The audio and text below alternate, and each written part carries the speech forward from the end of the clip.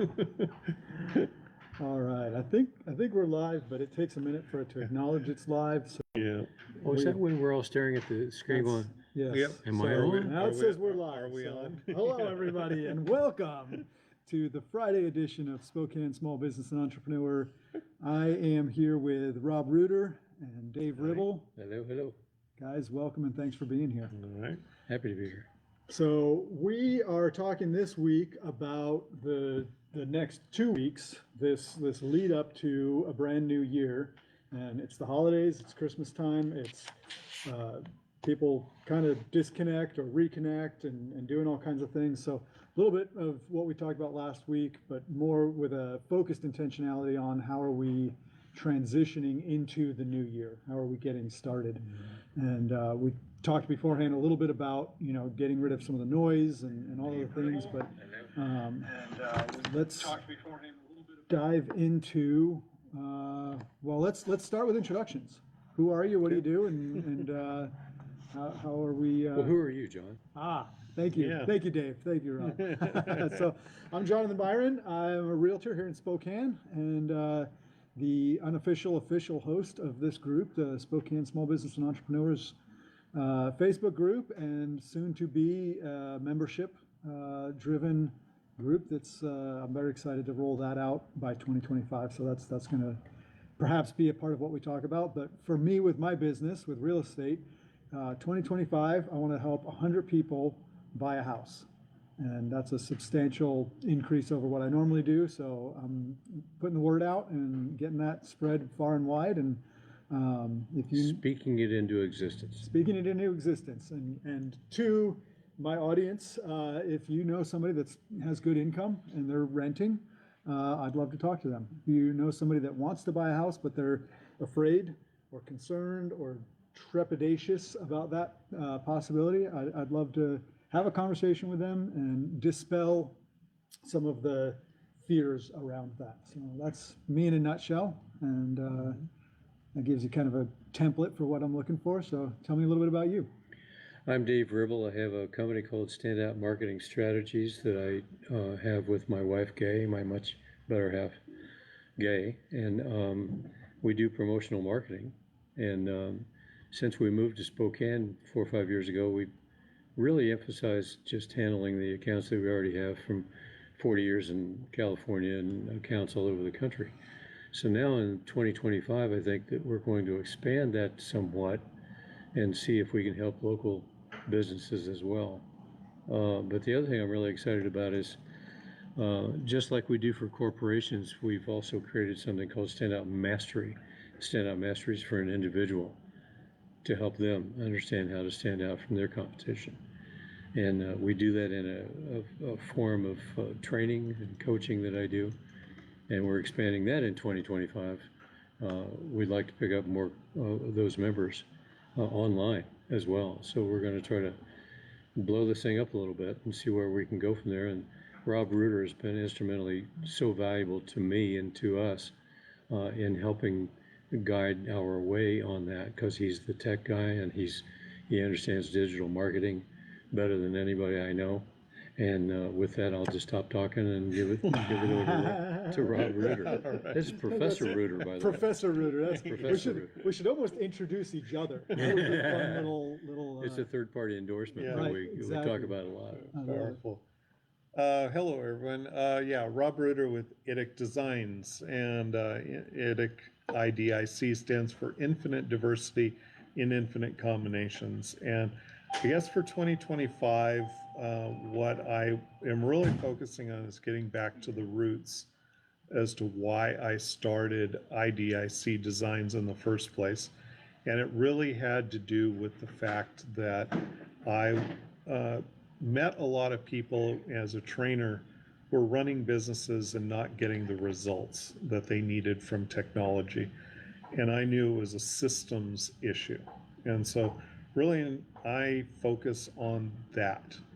Build a system so that ordinary individuals can do extraordinary things. And so in 2025, my goal is, whether it's technology systems, scaling the business, whether it's personal business process systems, saving you money, costs and things, or it's the marketing systems that you need to be a automatic, keep the flow going. That's what I want to work on. Awesome. Excellent. And joining us now, just a few minutes late, Mr. the one and only Mike Segolini, Data Mining Mike. Tell us a little bit about you and what you do and what your thoughts are for 2025. Well, I've been pretty interested, putting a lot of thought into brokering a data set, and I have a networking event tomorrow at 6, from 6 to 10 at the steam plant. Be sure to check that out. I've been thinking a lot about what is the future of each industry and how can big data be used to help out these industries to solve a business problem, whether it is reduce an expense or increase a revenue. Data can be used for prescriptive, predictive, diagnostic reasons. So for 2025, I think I just, I've got several goals, and I'd probably just like to get that data set brokered. I've got some really cool ideas I want to bounce off people, so. Love it. Yeah. Awesome. Very cool. And you have a podcast. I do have a podcast, Data Mining Mike. Be sure to like, subscribe, smash the bell. It's on YouTube exclusively for now. I've got one episode on Spotify, but I haven't spent time putting more on there. But yeah. Excellent. Yeah. Excellent. All right.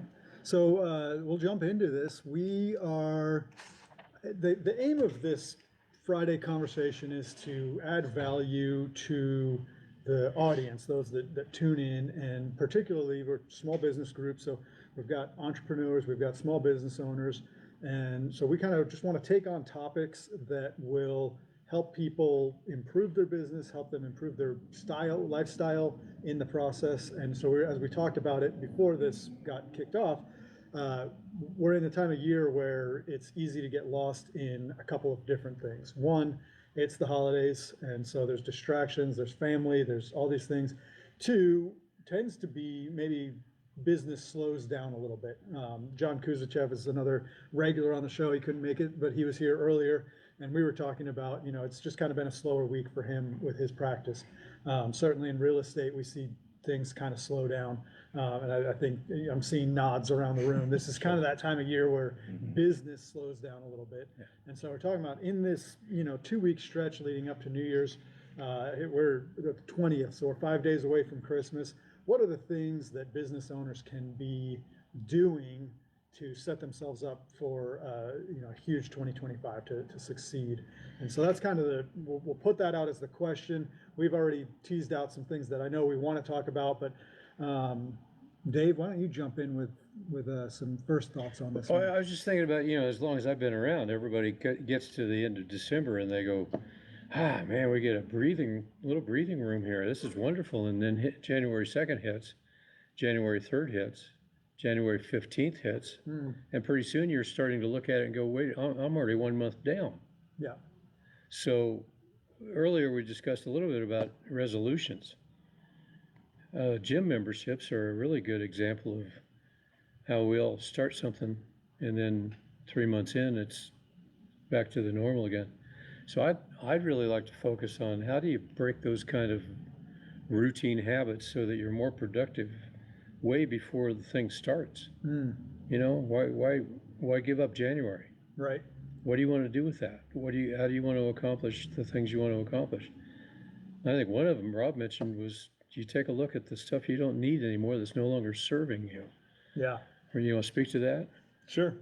Yeah, one of the things as we were talking about this, I was remembering a friend of mine, Marianne Rodmacher. She always talks about these as the liminal times. Liminal is a word that is the space between two things.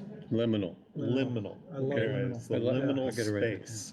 It's it's not the end of 2024, but it's not the beginning of 2025. We're in that liminal space. And so what I've always done during these times, and traditionally I did it because December was my big marketing month for 20 years.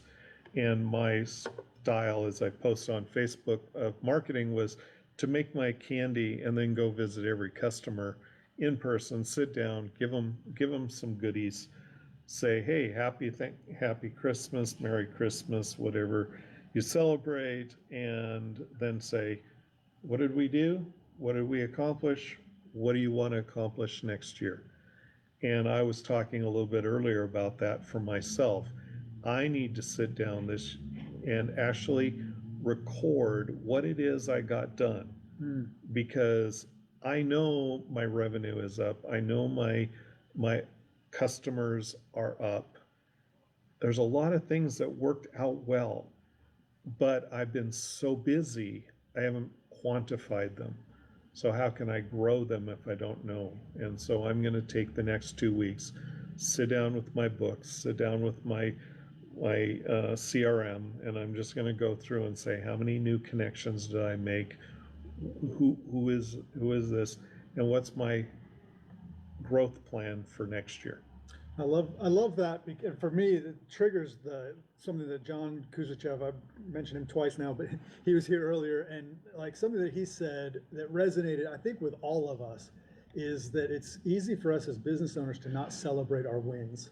And like, even as we started this conversation, like rolling into it, I started to get that like sort of insecure, anxious feeling of like, there's just this always chasing, and not taking a minute, and I think the word he used was gratitude, and just being thankful for the clients that I had this year and the wins that I had, and just kind of occupying that space. And so as we continue to navigate, what are the proactive things we can do? I think it would be amiss to not talk about one of the big things to do in this season, and it's maybe even the reason for the season, as that expression goes, is to take a moment and be like, wow, I'm grateful for, and whatever your faith or particular doctrine around this is, like whether you're grateful to God or grateful to your community, grateful to yourself for the effort that you've put in. But take that moment and But you're reflecting. You're reflecting and you're celebrating. Like, Yeah. it's a time of celebration, and with all the anxiety and the stuff out there, it's very easy, I think, to just get caught in that anxiety. And so I think, big time permission to go enjoy, just celebrate, enjoy being with your family, enjoy being yourself. So Right. sorry if I interrupted there, but I got excited. No, that's fine. That's what we do here. We connect, one thing sparks another. That's why I love this conversation, because there is the energy of what we say to each other leads to new ideas that, we wouldn't have had on our own. Well, we would have been so okay, busy. and in all fairness, you look back at the beginning of 2024, what did you want to accomplish, as you said, and what really came about? What kind of things did you run into? What kind of things did you do well? So I can, the kind of things I'm going to be looking back on is I came into 2024 with a big urge that I needed to expand, I needed to grow, and I really didn't know what that looked like. What I did know was very early on in 2024, I was given an opportunity, for instance, to do the digital marketing course at Gonzaga, and I had kind of let teaching at Gonzaga go because I needed to grow my business. And it came at a time in which I was going, okay, well, my growth didn't happen in 2023 like I needed it to. So 2024, I got to get some revenue, so I'm going to go back teaching. The crazy thing about it is that I committed to teaching a new course, new ideas. I had some exciting ideas, somebody I'm mentoring with right now, and I wanted to try them out in a classroom and see if this idea catches on. And then the crazy thing is, almost the exact month that I got started on my class, my business took off. So the classroom, did that become an incubator, It did. sort of? Yeah, it did on a different aspect. Where I got busy was in my main line. I have my biggest client that get my revenue from, and their needs just kind of hit all at once. And so I had a very stressful fall. I'm gonna say I was on short nerves, very, it's like, don't push me, and things like that. But the beauty is, I love my customers because they gave me grace. I could just tell them, hey, I'm stressed out here. And one client needed me, but backed off, and I just made sure I was there. And these are things I'm thankful for, because when I needed it, they gave me the grace without cutting me off and saying, hey, we're going somewhere else. Yeah. So now is my opportunity to gather my wits about me, change my systems, and then move into 2025 saying, okay, I got great momentum. I'm up in all metrics that I would normally, but now I want to set new goals. And that's why you mentioned resolutions. And everyone says, don't do resolutions. Well, we have a friend that is doing a reset in January. yeah. Not a resolution, Reset. a reset.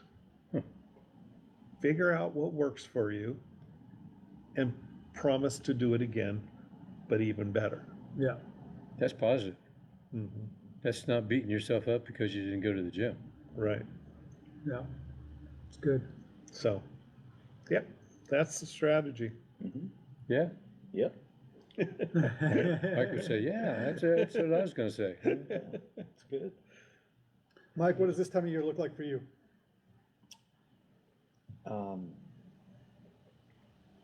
So far it's really nice because the weather's been all right, man. We haven't been It's been very yeah, mild. very mild. So I just picked up a new person on the Blooming Biz Media Network, Brightside Electrical. So that's something he was talking about to me, is he wants to grow and he needed help with his SEO. And I said, you should focus on your Google business profile. But right now people are sitting in their homes and they may need an electrician for something. I know, like for the cabinet world, they sit in their homes during the winter times, and then people come over, and then after the winter time they say, we should get some new cabinets. And you got to figure out when the time for booking new cabinet makers is going to be, or booking an electrician for Brightside Electrical, servicing Spokane and Spokane Valley, in all commercial and residential Give it a shout electrical out. things. Speaking of shout outs, Nick Filipoff is, many of us remember him. He's in Florida right now, but he just chimed in and said that he misses the snow, believe it or not. How are things in Florida, Nick? Yeah, we'd love to have you on the show. Maybe we'll remote you in one of these times. But yeah, no, it's an interesting, that kind of top of mind awareness, and also with search engine optimization and things like that. But any of the systems, what are you doing now to prepare for when things get busy again? And so the question that I have that I'd love to hear from you guys is, how do you do the thing that we're talking about, right? So like whether it's taking time to celebrate your wins or planning your data, are you a paper and pen kind of person? Or do you kind of sit in a meditative state? Do you listen to music? Like what are some of the actual nuts and bolts of like, what does it look like when Rob Reuter is sitting, evaluating, getting ready for that next phase? I think that would be, I'd love to hear some insights on that. I would love to hear that too, bro. All right. Well, interestingly enough, one of the things I've always been into, Christmas time and things, love the Christmas music, love the Christmas classics and things like that. And I am paper and pen person. I started in 2015 carrying around a tablet like this because my mentor said how you do anything is how you do everything. Yeah. And so I had my life scattered around all kinds of, I had a book for creative, stuff, and I had my tablet for business, and I had something else for my technology work and things. And she just said, bring it all together Mhm. and put it in one place. Because then when you're looking for it, you know chronologically where it is. And I've always been a chronological filer. As I post a picture, it says, whole thing is, somebody came and cleaned up my desk, now I can't find anything. Right.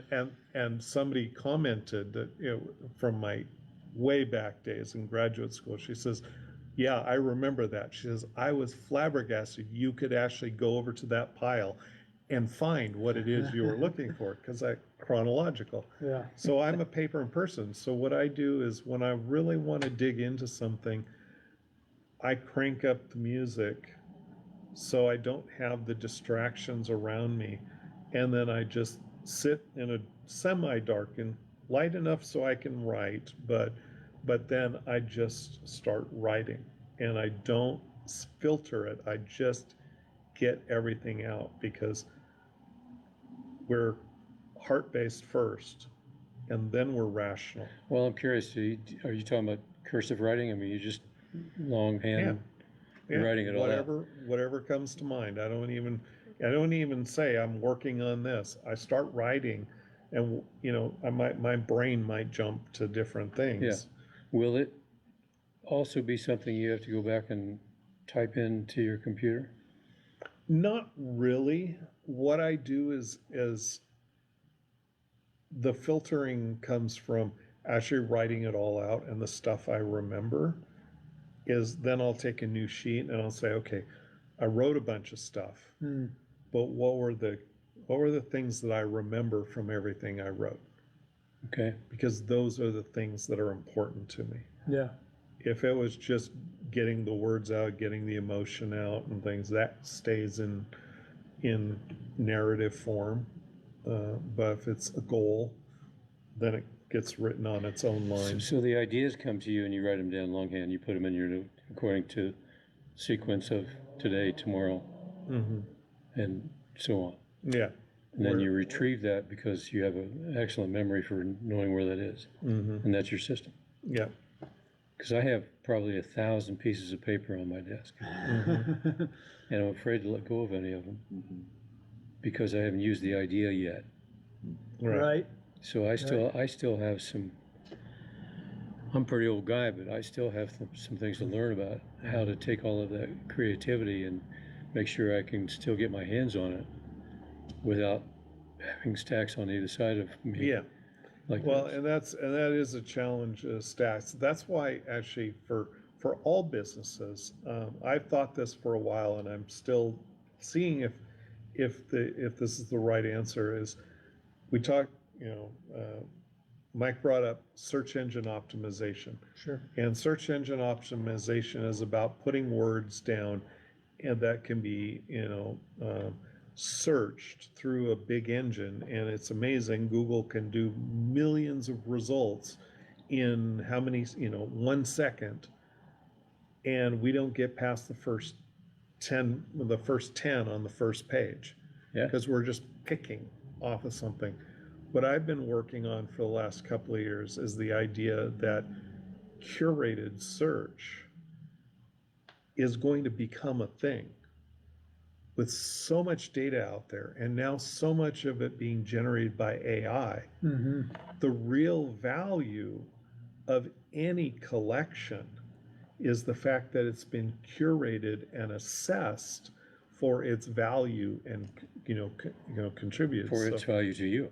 Well, it's value to me, and by reflection, if I have a customer, they're coming to me because they want my advice. So if I can provide them with a list of assets that are curated, Yeah. say, yeah, there are billions of pages out there on the internet about search engine optimization. Here are the 4 of them I think you should read. And that's why they came to you, because you're Right. gonna condense that down and discover the most important information. Yeah, I just participated in a seminar. No, what am I trying to Summit? think? A summit, and as the giveaway for it, what I did was I said, look, I'm talking about systems and systems thinking and how this works, and I put together about a list of 15 books, 15, 18 books that I think somebody who really wants to get good at systems should be familiar with. Core, potential, and then business related systems that don't seem like systems. And so I put that together. Why? Because one place, you don't have to go to Amazon and try to put in systems and get a ton of results. Plus we don't have to read all the things you read. Mm-hmm. You already read them. Right. So you're telling me what's going on. Yep. Yeah, and that's where the stories and the live sessions are so powerful. It's because you can hear it from somebody and have it distilled down into what are the things we should remember. Yeah, What do you do, John? we already talked about what I do. Really? Oh, I see what you're saying. I see what you're asking.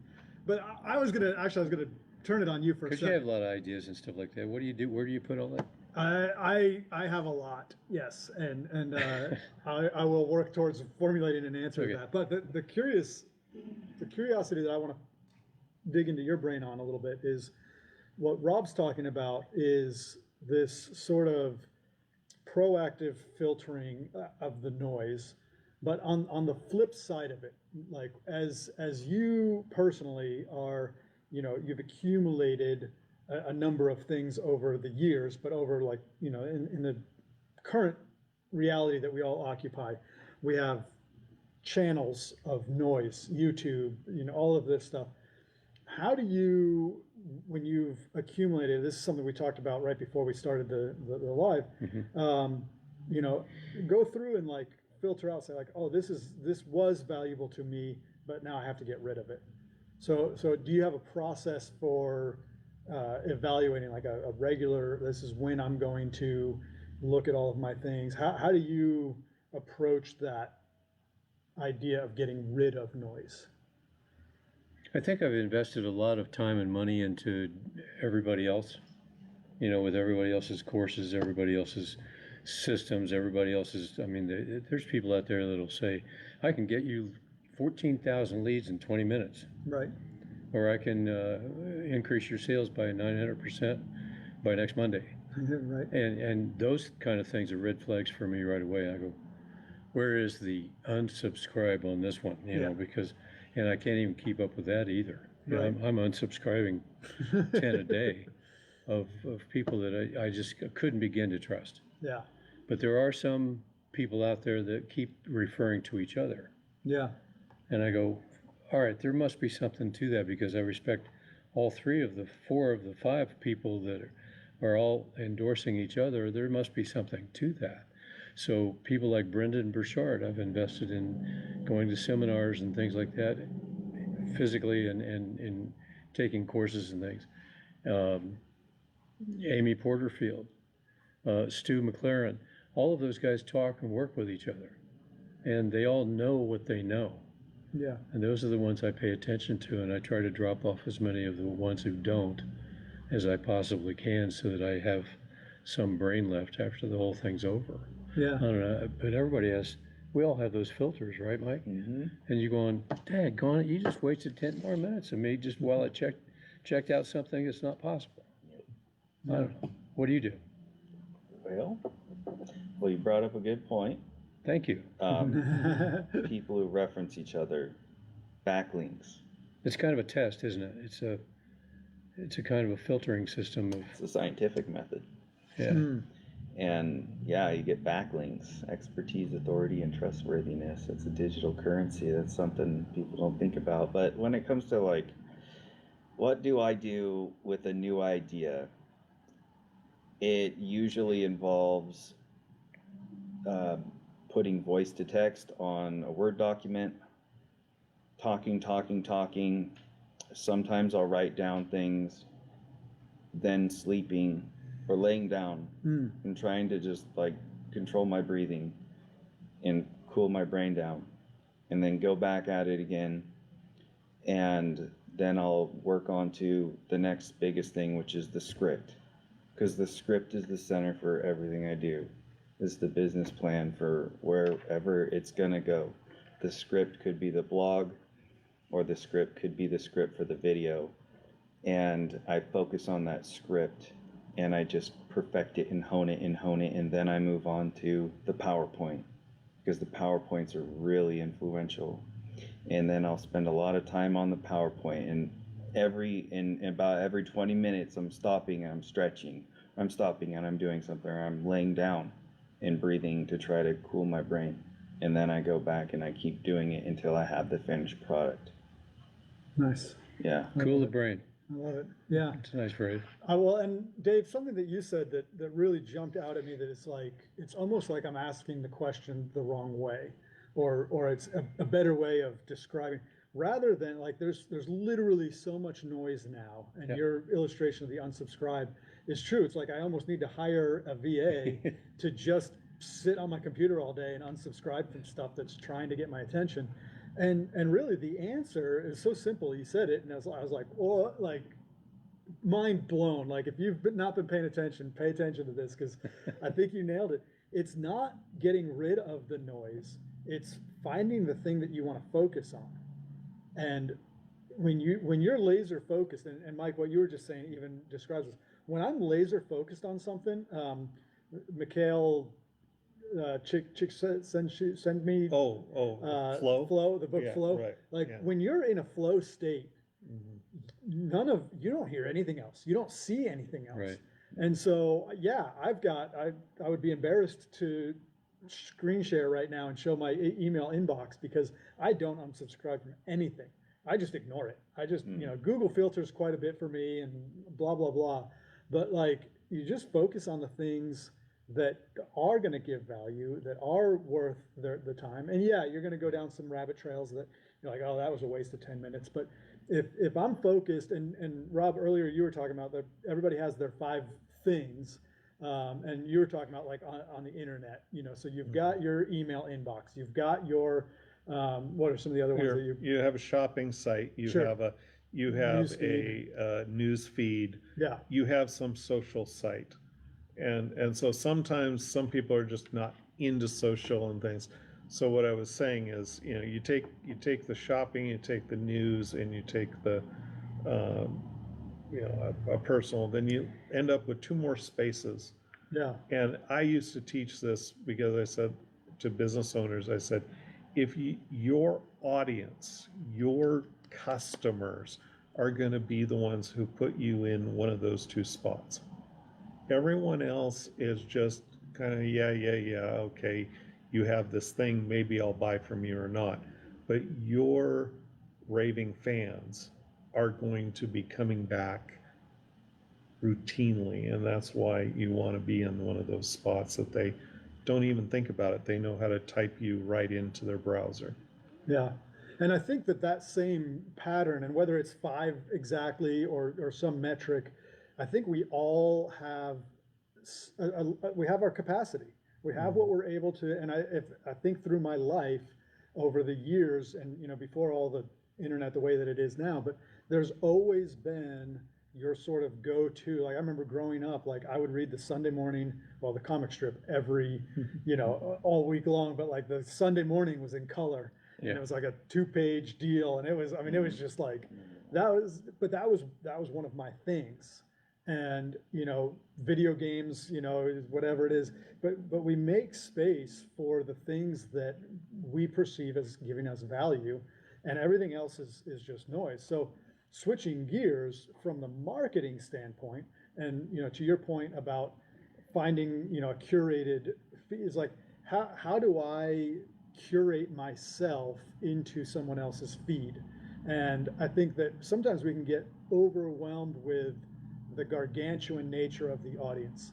right? The audience, there's so much noise there also. Like, who wants to hear my message? Who's listening to my message and feel like, oh, nobody wants to hear this? Or, we get in our head over things. We're writing the script and we get, an hour into our scripting, and we're like, oh, like all of a sudden, Rob pops up in my head and I'm like, well, Rob already knows this. He doesn't need this information. But there's young people that don't already know that. There's people in maybe even the retired community that they don't even, some of the apps that we're discussing, that they're not aware of those. And to be able to introduce them to this new thing is going to be huge. But we get in our head because we're hearing the audience, the people that aren't our audience, like, oh, I already know that. Or, everybody knows that. That's one of the most discouraging things for me when I, it's like, oh, everybody already knows this. It's like, no, not everybody already knows this. Everyone does. No. Yeah. And that's the point. Not everyone knows. So an analogy that I learned a while ago is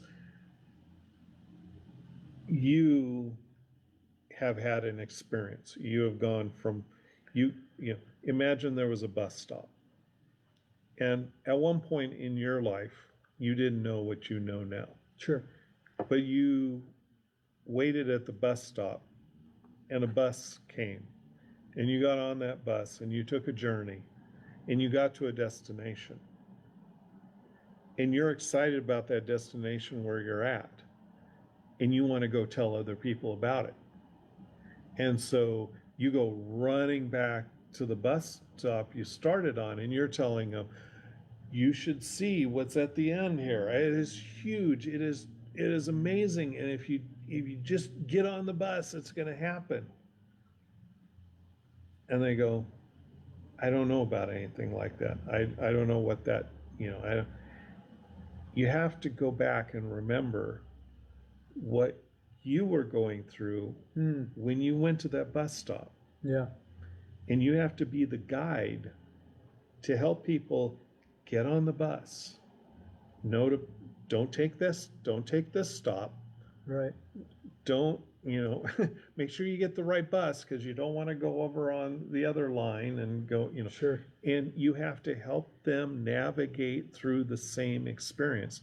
Now, why are you a business is because somebody sees value in you helping them shortcut that learning process. It took you X amount of time. You can help them do it in 3 easy steps. Sure. Yeah. That's where we create value as businesses. The other thing I like about that illustration is and this is, I mean, for me, this resonates hugely. So you go to this destination and you're excited about it. The first thing, like if your illustration, you came back to the original bus stop, but if you're at the destination and you're telling the people that are at the destination about the destination, of course, their reaction is going to be like, yeah, We're here. we're here. We're looking at it too, buddy. We've been here for 5 years. We've been here for 20 years. And I think that's where, even, in this conversation, there's going to be some aha moments. And it's one thing to be excited and but I would just imagine if I'm like, hey, Dave, I just had this really cool, and I start recounting to you this conversation, you're going to be like, yeah, I know, I was there. So it necessitates that I now, empowered with this, whatever it is that I've gained, new knowledge, new skill, that I go to the people that don't already have that and invite them, hey, there's this destination. And the trick that Rob's talking about is you got to figure out where they're hanging out. Right. You got to go find them. Yeah. And you got to get, some statistical information that tells you, pretty sure that they're at this grocery store at 2 o'clock. Right. And that's where you need to hang. Yeah. And to put that in internet parlance, it's, is my audience on Facebook? And if they are, okay, then I need to craft my messaging to that.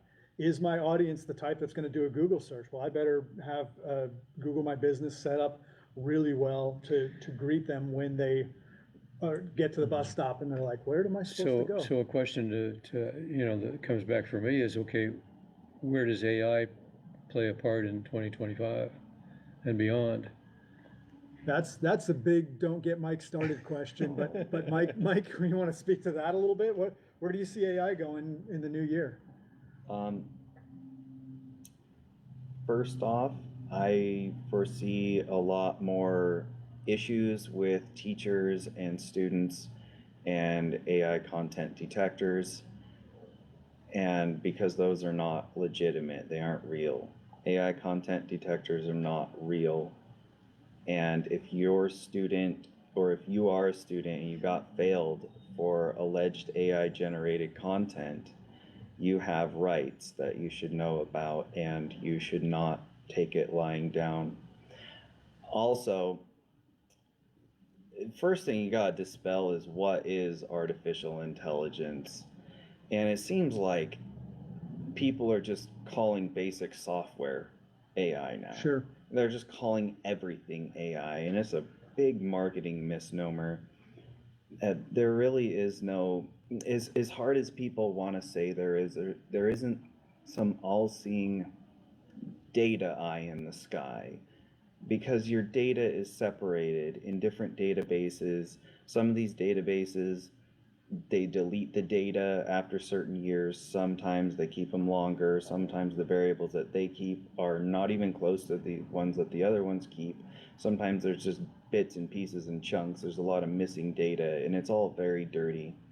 However, data-driven decisions are going to be a really big thing. I think data as an asset class is going to increase in value, and we're going to see some pretty interesting changes. What is interesting is how people will get machines to save time, but they spend that time looking at the machines. Yeah.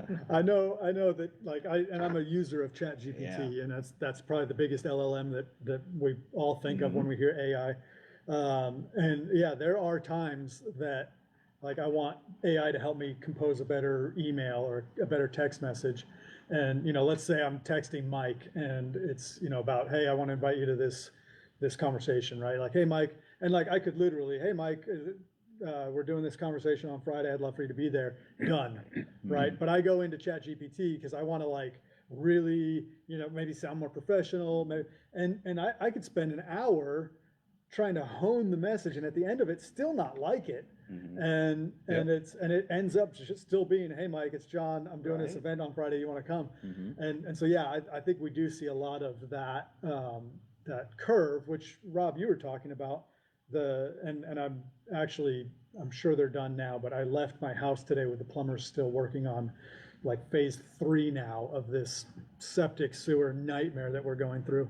And that plumbing is a perfect example. I could have done, honestly, all of the work that I'm now well into 5 figures spending, 5 figures? Yeah, it's still only 5 figures. We're not into the 6 figures yet.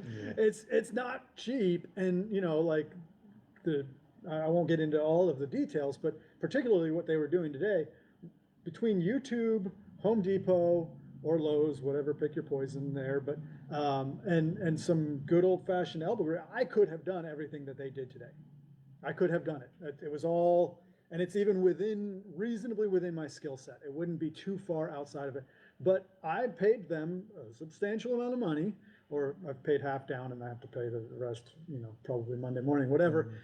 But because they came in, they knew what they were doing, they knew what kind of pitfalls could come, and years of experience. And I'll actually give them a shout out. Ace Plumbing, Leland, is one of the referrals from this group. I've met him through some of our networking groups.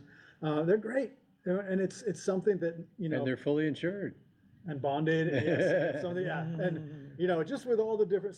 But it is interesting that the curated this idea of not knowing what we don't know, but like if I'm going to take someone on a journey, like I got to find the person.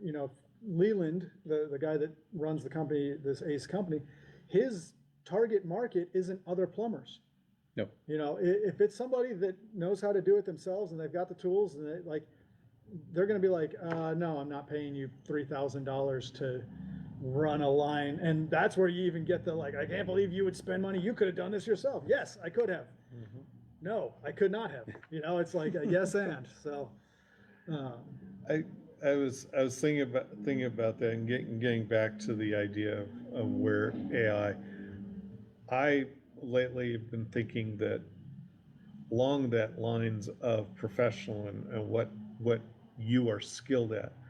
I think AI has been used the wrong way, and that is everybody jumped on without understanding what it was doing, or it wasn't mature enough to give us an alternative. They took it on as hiring a low wage employee. So here, write this email for me. Yeah. Here, do this work. And everyone, much to Mike's point, yes, can you detect the pattern in the language? Probably not. English is confusing. So if they say it was AI generated, how can you determine? But that's the problem, is there is something in it. When we read something, we know it's not human. Now, I did this really cool AI. I talked about that lead magnet I did. I threw it in an AI, it turned it into a podcast. And for 14 minutes, it was a really good podcast. It was amazing how it took my content, went out and enhanced it with other search things. And I thought, oh, this is really cool. I knew there was some annoying things in it. Yeah. But for 14 minutes, I was willing to ignore it. I threw something else in it, and it ran a 35-minute podcast. And by the end of it, I was going, God, shut up. It is so annoying because it's not human. Yeah.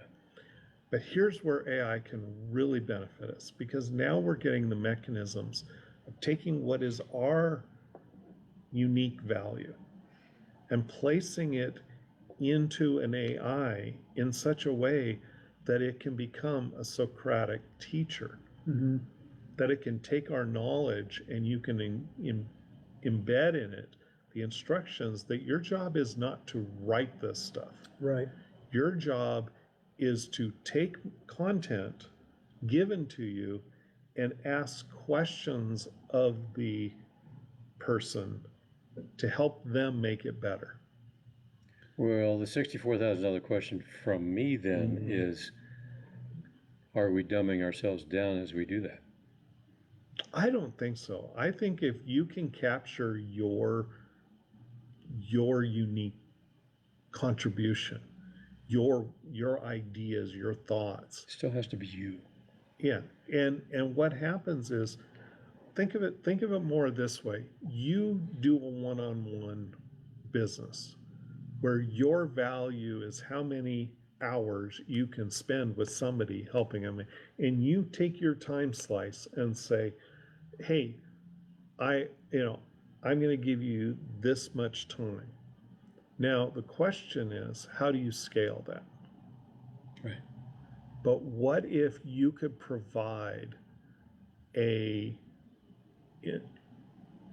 mechanism for somebody to be asked the same questions you would, using the material they've given that system, so that you can share that wisdom with more people? Okay. That's where I see it being a potential. Is it there yet? I don't know yet. I'm working on it. That's my course I'm taking. But the potential of being able to solve somebody's problem without having to sit there one-on-one with them. I still believe you need to have that conversation, but you start them out by having them go through a process, and they bring to you something that's already gone through A, B, and C, and now you're going to help them polish it to really be a fine-tuned tool that they can use. So that's where I see AI, potentially in 2025 working. I love it. I think like what comes to mind, and I'm going to use a story that I've always really just absolutely loved. So sure, this is a fictitious story. Maybe it's not. Maybe this actually happened. But there was a shoe company that had kind of tapped out the markets that they were in, and so they sent two of their salesmen to another country, and it was, you know, kind of a third world type deal, or, you know, the tribe, whatever. And so these two salesmen show up at the same place, and they both write letters back to the home company. And the first guy writes and he says, nope, this is terrible market. There's absolutely no way that we should try to expand to this market. None of the people here wear shoes, and we're a shoe company. So he's packing his bags, heading back home. The other salesman writes the exact opposite letter. He's like, this is perfect. This is an amazing opportunity. There is no shoes here. We could sell every single and so it's this perspective shift. And I think one of the things that we're cognizant of, and it's permeated this whole conversation, and I think most of the conversations that we're all having, is that we're in this new era, like it or not. We now have these LLMs that have been unleashed on the world. We now have automation. We have so much noise, so much data that's being created, data sets, and some are accurate, some are not, some are, and to the point of, AI, there's definitely stuff when I see it on Facebook, I'm like, oh yeah, that was 100% AI generated. Yeah. And even stuff that I create and produce, like I've spent so much time working with ChatGPT that it feels like it's my voice.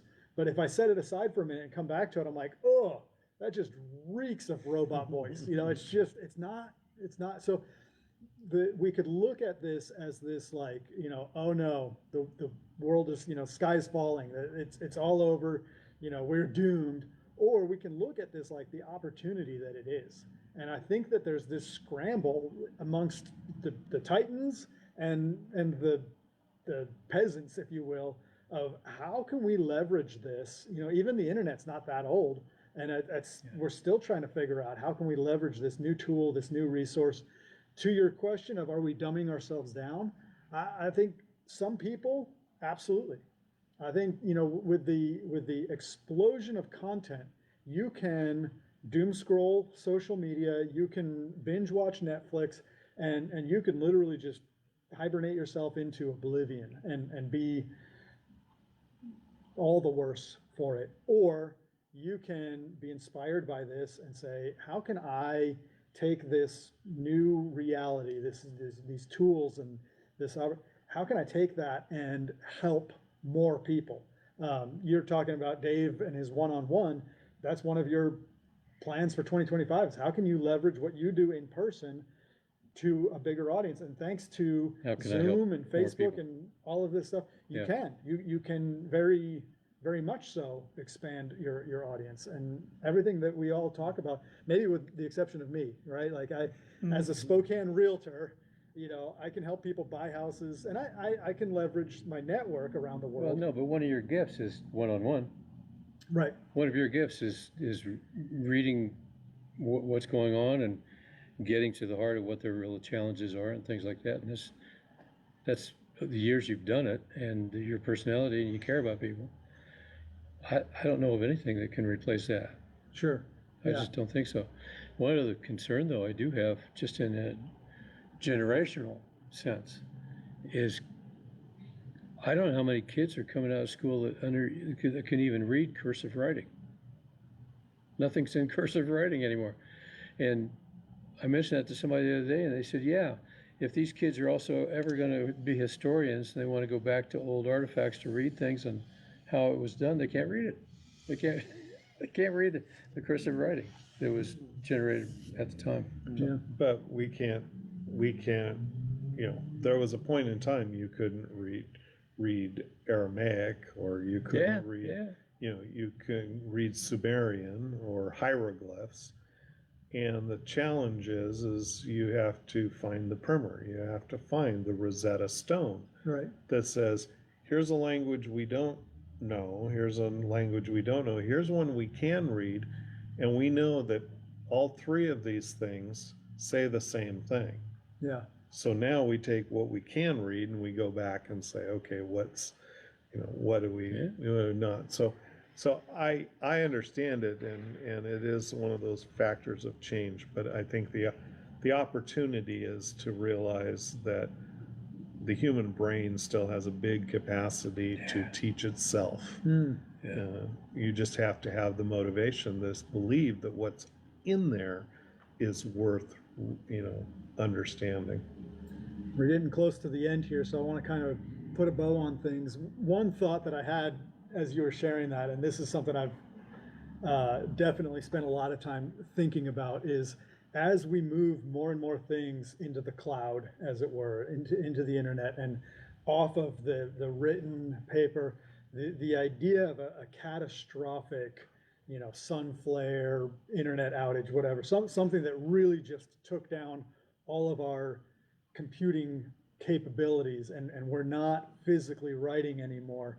And it just even engenders questions about like the ancient Aztecs and all of this stuff. It's like, did maybe they have the equivalent of the internet, something where everything, they just moved everything into a virtual type of a environment, and the only things that were left were the things that they had chiseled, into the, it's an interesting thought, but we definitely don't have time to go into that. So in closing, in wrapping up, what would be something that we can encourage people, maybe even towards, showing up next week to be a part of this conversation? We've got 2 empty chairs here, but what are we sending people out with? What we talk about in stand-up mastery, if I could just lean in there a little bit, is we talk about the fact that everybody that walks into a room where you're going to be networking has their own agenda, but they also have their own history. Mm. And to categorize them before you get to know them is a big mistake and a big drain on the value of both parties involved. Love it. So I would really encourage people to just love each other first and find out who they are. Love it. Love it. Right now, I guess, from my perspective, I'd say, we all love winging it. We all like to go with our gut, decide what the thing is, but not everything works based on the gut. So now's the time to put some things down and measure them, so you have something to look back on and say, last year was better than this. Nice. How do you know? So use this time to set your metrics. So a year from now, when we're having this conversation, you can feel more confident about, whether there was growth in 2025. Excellent. Love it. That's awesome. Thank you. Well, we live in a society where mediocrity and conflict avoidance, not only is it the standard, it's rewarded. So if you don't want to go anywhere in life, don't pursue anything that you need to set goals, man. We become what we think about. It's important. We become what we think about. Think about bad things will happen. If you think about good things will happen. We gotta set goals. I love it. Well, I guess I'll wrap it up with, we are inviting you to come and be a part of this conversation. So we'll be here next Friday. Christmas is around the corner, so Merry Christmas to everybody that isn't here. And I think for me, always the encouragement that I would put to any audience member is do one thing. We talked about so many things in this conversation. It can be very overwhelming. Like, wait a second, I got to celebrate my wins and I got to plan for, just find something that resonated. And to Rob's point, write it down. I think we've actually kind of all said that. If you're in Dave's camp, write it in cursive, because apparently that's important for some of us. But get something that you can grab onto, write it down, and then figure out a way to get that thing done. Rob brought up a word that I had not heard before, and it was really interesting. It's called liminal. Liminal. What's liminal? So liminal is, by definition, that space between two spaces. So when you transition from one room to another, so the threshold is another way of thinking of it. Okay. So, you go from one room to the hallway. The liminal space is when you go through that door. You're not in the bedroom, but you're not in the hallway yet either. So we're 2024 coming into 2025. Is there a liminal space there? Yeah, liminal space is whatever you end up defining what was and what will be. Yeah, And so, and what when I was introduced to the word liminal, I was like, days, and I'm still on a rush from that. It's been a while, but like for me, like you think about lights, you know, the lights are on here in the building. If we turn the lights off, the lights are off. Liminal is that space between the light is on and the light is off. So it's this space of it's not one state or the other. And so on a very technical level, for still. So it's not really liminal yet because we are solidly in 2024. Yeah. The liminal space will, on a technical level, will be this almost immeasurable, you know, right at midnight on December 31st, right? And that's why I think we all, I don't know, get so excited about that, like that crossing over. But it's literally infinitely small space that technically doesn't exist. And so it's just such a thrilling, you know, when you think about all the different rhythms and vibrations and these different things, that liminal thing is the dead center of the rhythm. It's you're not up or down, you're right in the, or, you know, even as you get to the crest of something, you know, you're going up, you're going up, you're going up, and at some point you start going down. The liminal is that pinnacle. You're not going up anymore and you're not going down yet. That little hesitation. It's that hesitation. It's the pause in between the, oh man. Yeah. I think it's energy. I love it. Yeah, I think energy is everything, and that's energy. 100%. Yeah. 100%. Well, that's a great note to end on. Everybody, thanks for tuning in. Guys, thanks for being here. Thanks, guys. And we will be here, Action Business Furniture. Big shout out to Action Business Furniture. Come buy a chair, a desk, a filing cabinet. It's a great store. Excellent store, excellent partners. We love being here. We will be here next Friday, 3 o'clock. So come early, come late if you want. But we'll be here. And so far, we had fudge last week, almond roca this week. So there's treats to be had potentially, but I'm not making any promises. So, as Mike would say, like, subscribe, smash the bell. Smash the bell. We'll see you next week. Thanks, everybody.